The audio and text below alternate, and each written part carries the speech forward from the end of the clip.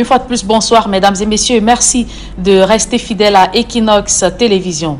La ville de Mouanko, coupée du reste de la région de l'Est Cameroun, les fortes pluies qui s'abattent sur cette localité sont à l'origine du mauvais état des routes qui complique la mobilité des citoyens, entre ce qui empêche une bonne mobilité des hommes entre la localité de Campo et bien d'autres. D'autres précisions dans ce reportage de Josepha Benabena. C'est un véritable parcours du combattant pour parcourir les 40 km qui séparent le port autonome de Kribi à la ville de Campo, frontalière à la Guinée équatoriale. La question du développement local préoccupe les chefs traditionnels et les élus locaux quant à l'adoption d'une agro-industrie qui se propose de produire 180 000 tonnes d'huile de palme pour le bien-être des populations riveraines. Donc quand les populations acceptent, il ne faut pas leur dire maintenant n'acceptez pas ou bien ne faites pas ceci, puisqu'ils vont les ramasser. Et cette réunion d'aujourd'hui, je l'ai sollicitée dernièrement quand on était à la GDA. Cette réunion d'aujourd'hui me fait beaucoup de bien parce que je vois que les gens commencent déjà à comprendre. S'ils font comme ça 2, 3, 4, 5 fois, ils vont relever les points d'ombre et ça va avancer. Unis, nous bâtirons Campo. Et ce que nous venons de faire, c'était d'accorder toutes les voix, chanter à l'unisson. Les malentendus qu'il y avait autour de nous, entre les uns et les autres, on a étayé ces petits points et tout va bien. Pendant cette concertation, bien que le projet reçoive le consentement de tous, un chef émettra toutefois quelques réserves. Lorsqu'il y aura donc des déchets toxiques, à quoi ça va nous servir? Ça va encore endommager la petite réserve de tortues marines que nous avons. Et puis mon village vit du tourisme, parce que le miroir du tourisme au village, c'est la tortue. S'il y a 10 touristes qui viennent chez moi, il y a 8 qui viennent voir la tortue dans le département de l'océan. Des réserves qui, selon le président de séance, seront prises en compte dans le cadre du suivi du cahier des charges. Vous savez, dans toute action humaine, il y a toujours des mécontents, mais nous, comme vous l'avez entendu dans la salle tout à l'heure, on parle plutôt de la majorité. Si la majorité décide que bon, ben voilà, on doit faire telle ou telle chose, même si d'ici 2 siècles, on se rend compte que peut-être cette minorité avait raison, ben, c'est la loi de la majorité, c'est la loi de la nature.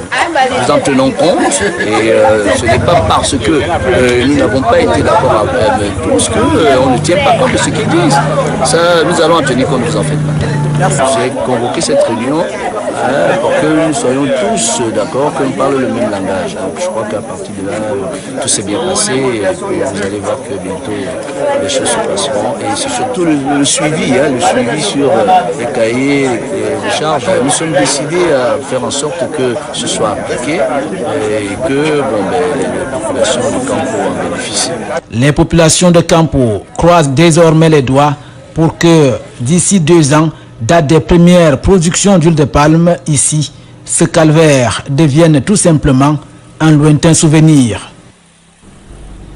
Et je vous le disais en titre, Dizangué et Mouanko plongés dans l'obscurité depuis des semaines. Les populations de ces 2 localités du département de la Sanaga-Maritime sont sans énergie électrique. Une coupure qui paralyse leurs activités quotidiennes, empêchant surtout aux élèves d'étudier. On voit tout cela dans ce reportage de Eko Kalobé et Kedjara. Que la saison sèche, moment par excellence des délestages, pointe doucement à l'horizon, les populations de Mouanko et Dizangué vivent au gré des coupures de l'énergie électrique. Toutes les 2 semaines, 1 mois, on a ces problèmes. Coupure de lumière intransmissible. Vous gardez vos choses au congélateur, ça se gâte. À présent, tout le monde ici est sans lumière depuis 3 semaines. Une situation qui a des effets graves sur le fonctionnement de ces arrondissements qui, sans électricité, tournent au ralenti. Nos frères Mouanko là-bas, ils ont une morgue. Nos frères meurent là-bas. Ils sont gardés à la morgue. Ils commencent à se décomposer. Vous-même voyez dans quel état, depuis 3 semaines, sans lumière, tout est en arrêt, tout est pourri. Si vous-même vous avez les frères que vous avez mis à la mort qui se décomposent, vous pouvez être content. À la question de savoir ce qui suscite autant de coupures, un doigt accusateur est pointé sur la qualité des poteaux utilisés. Ça, je peux appeler ça la négligence. Parce que vous ne pouvez pas venir prendre des poteaux en bois, mettre dans des marécages. Sachant qu'il y a des marécages, ces poteaux ne tiennent même pas 2 mois, ils sont à terre. Dans les marécages, est-ce qu'un poteau peut rester dans le marécage? C'est pour ça qu'on demande qu'on nous mette des poteaux en béton ici, comme celui où je suis là maintenant. S'il y a des poteaux comme ça, on va vivre sans problème. Pendant ce temps, Eneo Cameroun, que nous avons contacté pendant que nous produisons ce reportage, nous parle d'un programme d'aménagement de son réseau de distribution qui est en cours sur l'étendue du territoire national. Un programme qui fait un mixage entre des poteaux électriques, métalliques et en bois. Pour le cas des arrondissements de Mouanko et de Dizangué, Eneo Cameroun leur demande de faire preuve de patience d'ici à ce que le programme arrive dans leurs arrondissements. Et comment éradiquer l'insécurité dans le transport par moto? La société civile réfléchit sur ce phénomène devenu monnaie courante dans la ville de Bertoua et autres localités de la région de l'Est Cameroun. On voit tout cela dans ce reportage de Benjamin Issam. L'insécurité et les accidents de la circulation restent les principaux maux qui minent le secteur des transports par moto-taxi à Bertoua. Et c'est là la conséquence du manque de pièces chez les transporteurs. La plupart des taximens n'ont pas tous les papiers exigibles. Il y en a un qui travaille pour une moto, 3 ou 4 conducteurs. Et là, ce qui a été retenu aujourd'hui, il faut qu'on puisse identifier déjà le promoteur de la moto, les conducteurs de cette moto. La plupart des propriétaires des engins à 2 roues ne disposent même pas de permis de conduire. Tout ceci donne droit à la clandestinité et à la corruption. La société civile, à travers la centrale syndicale du secteur public, entend apporter une gouvernance nouvelle dans le secteur. Ce qui est de l'acquisition des pièces exigibles, il faut d'abord que les mototaximen rentrent en possession des pièces en souffrance. Ça veut dire qu'ils avaient établi un certain nombre de documents et le process n'ayant pas été achevé, ces documents sont en souffrance. Donc il est question que ces derniers puissent rentrer en possession de cela. Et cela va être fait à partir de 2 éléments. La première phase, c'est l'identification de toutes ces personnes. La deuxième phase va consister à la sensibilisation de tout ce beau monde. Cette structuration passe par l'acquisition des pièces exigibles et notamment le permis de conduire, un précieux sésame pourtant négligé par les motocyclistes. Il était donc question pour nous de trouver des voies et moyens afin d'obtenir des sections spéciales, soit par l'appui des élites municipaux ou alors d'autres financements des élites locaux ou extérieurs, afin de permettre aux taximans de moto d'avoir le permis de conduire et rendre leur assurance de moto valable. Au sein de ce groupe de travail chargé de finaliser cette structuration, il y a les forces de maintien de l'ordre dont l'engagement à assainir le secteur est une nécessité. Les forces de maintien de l'ordre, et ils sont là pour la sécurité des personnes et des biens. Et comme nous travaillons sur une problématique de l'insécurité, d'où la présence, donc c'est un maillon très indispensable dans ce projet et c'est la raison pour laquelle nos activités, nous les interpellons toujours. La mutualisation des expériences permettra à coup sûr de redorer le blason d'un secteur de mototaxi à la traîne du fait de l'insécurité. Dans la minute économie de ce journal, la table ronde des investisseurs en zone CEMAC doit s'ouvrir demain lundi à Paris, en France. Malgré le contexte sanitaire, les experts de la CEMAC ont tenu à organiser cet événement qui vise à mobiliser auprès des donateurs et investisseurs financiers et institutions financières internationales des centaines de milliards de francs CFA pour le financement des projets intégrateurs. Pour en savoir davantage sur les enjeux de cet événement, je vous invite à suivre la réaction du professeur Michel Cyr Ndiena Wembou. Il est secrétaire permanent du PREF CEMAC. La table ronde est organisée, comme vous le savez, sur une décision des chefs d'État de la CEMAC, prise lors du sommet de novembre 2019 à Yaoundé. Les chefs d'État ont décidé, au cours de ce sommet, d'approuver une douzaine de projets intégrateurs de notre sous-région. Deuxièmement, ils ont chargé le copil du PREP CEMAC, son président, en relation avec le président de la commission de la CEMAC, de mobiliser les ressources nécessaires au démarrage effectif de ces projets dans les meilleurs délais possibles.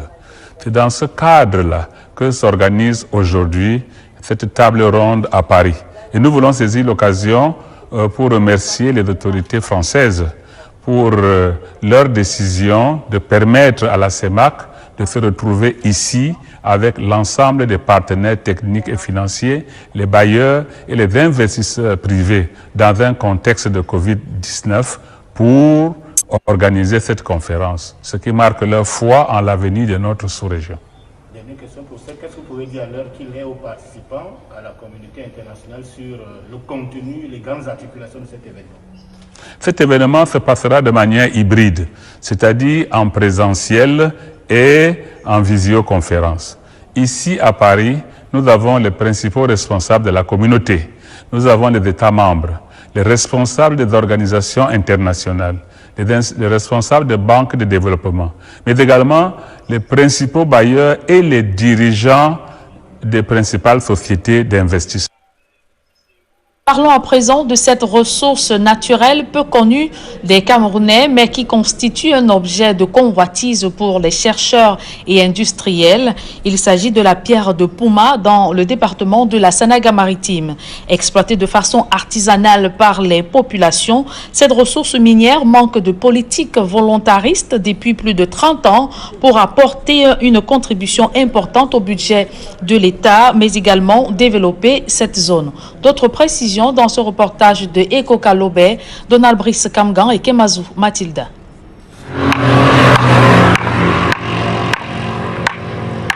Des coups de marteau sur des rochers.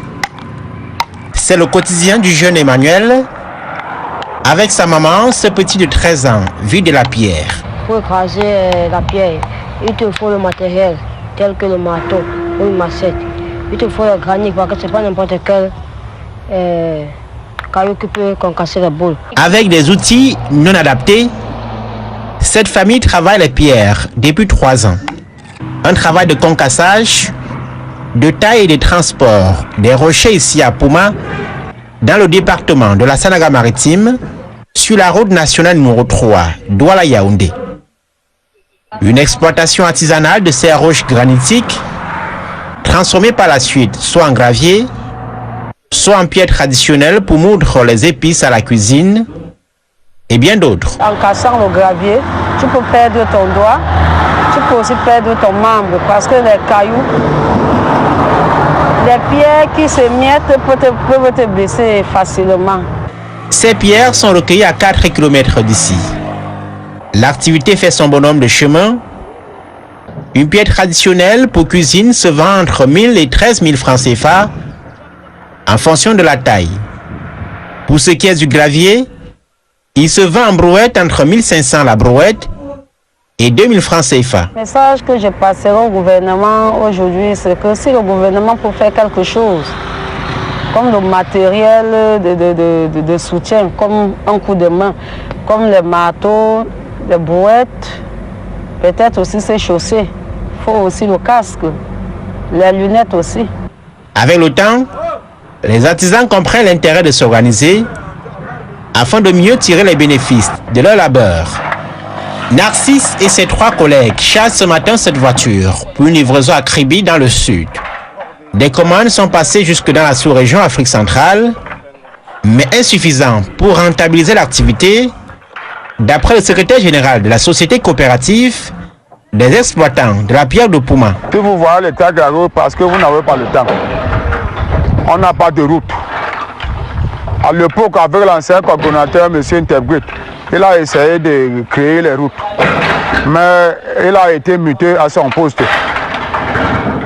Nous sommes maintenant restés comme ça, là, on n'a plus de route. En dehors des pierres traditionnelles pour cuisine, les graviers, d'autres formes sont notamment très prisées pour la décoration des maisons.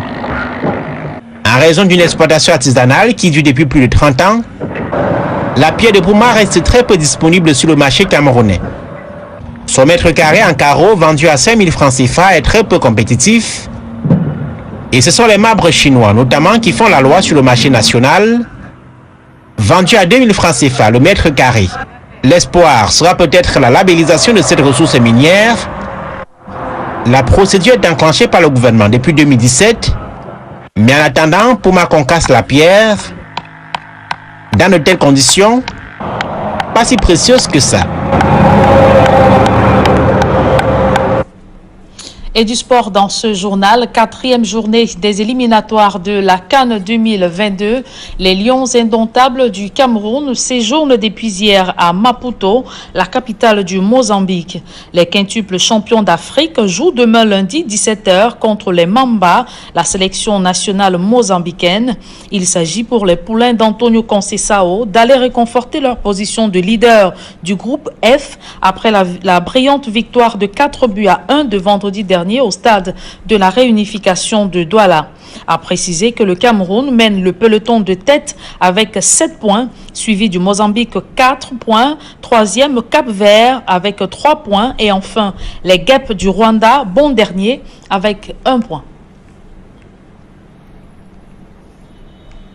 Et c'est avec cette note en sport que nous mettons un terme à cette première partie du journal. La seconde est en langue anglaise avec vous, Innocent Nazé. Good evening once again. Merci Julien, une fois de plus. Bonsoir à vous and to our dear viewers. Good evening once again. Thanks for staying with us. To begin with this, in politics, to indicate that militants of the Popular Action Party have organized themselves under an umbrella or what is called known as the Popular Action Party Conventional Bureau that was endorsed by the Central Regional Congress of the party and adopted by its National Council. Vision, according to the party leaders, is to ensure young people have their voices heard at all times rather than being passive participants in the conversations about their future. The party leaders say the youth must get active and create the future the way they want it. This was declared on Saturday during a working and empowerment session with some youths in Yaoundé 6. Here now is an excerpt of the national president of the Popular Action Party, Jean Dennis. Take a listen to him. This day is a great day in our lives as individuals. We are planning in the days ahead to go to Bafoussam and to go to Douala to continue in that action. So it's a grand call for all PAP members, sympathizers all over the national territory that we have had so many invitations. They have been calling us to come, but not just coming, but we need a lot of preparation and psychologically readiness. So if we are in Yaoundé 6 today, it is because they are up to task and they are proving beyond reasonable doubt that they are ready to carry the party in higher heights. And for those of the other members who have written to us in Douala, Bafoussam, and maybe Zindida or something like that, that in the days ahead we shall be coming and then see how we could push them and encourage them to continue with the fight that PAP has put in place to ensure that Cameroonians see the limelight of justice, democracy, peace, and living together. They are not novice, meaning that they know what they are out for.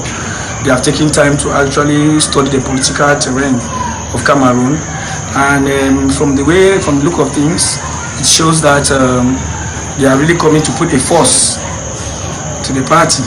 They are making us to understand that PAP will never be the same again with the impetus that they are coming into to add to the already vibrant team that has already been working hard to ensure that this country gets back on its feet, so that together with other actors, other stakeholders and partners of the Popular Action Party, together I believe that with this team and with the other teams in the other parts of the country, we are going to move mountains. And we are living in a system where I can say dictatorial system, a tyrant, a system where the democracy has been hijacked, where freedom of speech expression has been hijacked, a system where some individuals feel that they own the country So, but I believe that those are the circumstances or what the consequences of the end of a tyrant or end of dictatorship. So I need to encourage everybody that this is a time that we need to hold our mind, hold our strength, put our hands together, put our hands in deck. We shouldn't give up because victory is already at the door. And the National Communication Secretary of the Popular Action Party, Fabrice Lena, equally told the youth that they must continue in the same footsteps like other militants in ensuring that the endeavors of the party are met, and he equally briefed the youth on the activities realized by the party so far. Take a listen to him. 2020, the PAP launched a sensitization campaign on IDP sensitization and empowerment based on COVID-19. This is because we noticed that all what the government was doing, IDPs were not in their agenda. Internally displaced persons were never in their agenda. We asked questions about how. These are people that are facing double crisis.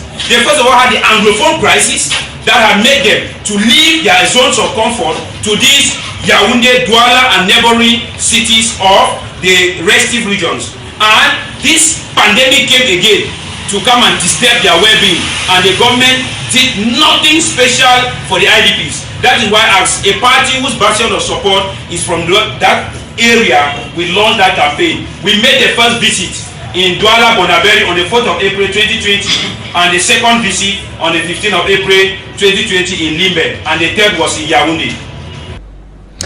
Dilapidated walls, torn roof sheets, broken foundation, vacant, nasty classrooms characterize government primary school Matom, that's in the Nyong-Ankele division of the central region of the country. Very few teachers brave the conditions to teach in the enclaved school, which seems to have been abandoned in the hands of the population, who are striving to ensure that they grant their children the best of education. Details in this report. Government Primary School Matom in the Nyong-Ankele division of the central region. Torn roof sheets, dilapidated walls, and broken foundations. As concerns the classrooms, they look more of a picket fence with no furnitures. Other classrooms under construction have been abandoned long ago. It is amidst these unfriendly issues that pupils perceive knowledge. This vast structure served as a classroom before it was demolished a year ago and replaced with this modern one. Wish of the population of the Nyong-Ankele division is to see multiplication of such an initiative. At first, our children were sitting on bricks. It was horrible. After the visits of the pedagogic inspector, we were able to benefit this modern structure. We, however, thank immensely teachers who braved to teach our children back then under these extreme precarious conditions at the time others posted here deliberately denied to come. To